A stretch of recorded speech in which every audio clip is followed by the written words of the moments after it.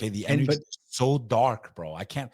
You understand? Like this, all like the way the energy shifted in 2019 is like it's not normal. Yeah. It's not normal. You can Well, feel. we can't dread. accept that though. Then that's why I got to push back. Like, if people are coming in and I was very much like, hey, the non-aggression principle. Like, as long as you're not hurting me, you know, not physically hurting me, then we're all good. But I'm looking at the spiritual implication, and for You're doing sure, butt sex Spiritually, witchcraft in your yeah, basement. Spiritually, we have a duty to try to stop it. I mean, that's the reality. But how do we do that? I'm talking as a law-abiding American, right? As a law-abiding American, so I don't get a knock on my door at the end of the day, because God forbid I say something, because people could sit there and destroy my religion on me, all types of hate, all types of death threats. Nothing happens to them because it's not against the agenda. Mm-hmm. Right. If I push back, I'll be locked up and thrown into Montana. Well, you see what's going on in England. England, they're literally throwing people in jail for tweets and.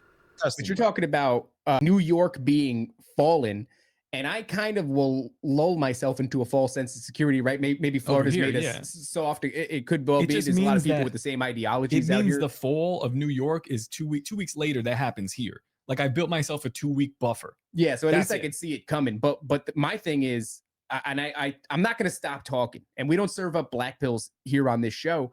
But 9/11, a traumatic event happens, and we create a permanent occupation in the Middle East, and it's backed for the longest time by the American public before we finally wise up. But by that time, the damage is done. We shut down the world. We destroy the economy. Everybody becomes obedient. We started, putting experimental vaccinations in people. All of this goes horribly wrong. And it's like, fool me once. What's the George Bush line, right? Fool me twice. We're about to get fooled for a third time. And I don't think that we've reached, maybe there is a critical mass. Maybe there's like an awakening thing. I see it on Twitter. I see it out in real life here in Florida, right? But if I go back home to New Jersey, it didn't exist there. I was just there a couple of weeks ago. It doesn't exist there. If I go to a different platform that's not X, it doesn't exist there. So what that tells me is, when this third thing, Beck, that you feel is coming, that I feel is coming, we all think that something is coming down the pipe. They're setting the table right now. When that third thing hits, these idiots are gonna do it again. Well, the third thing is aliens, man. I mean, I don't want to just jump the gun. I got a lot of questions about Islam and alien, how it pertains. This is completely off to the side, but I promise I'm going to bring it back.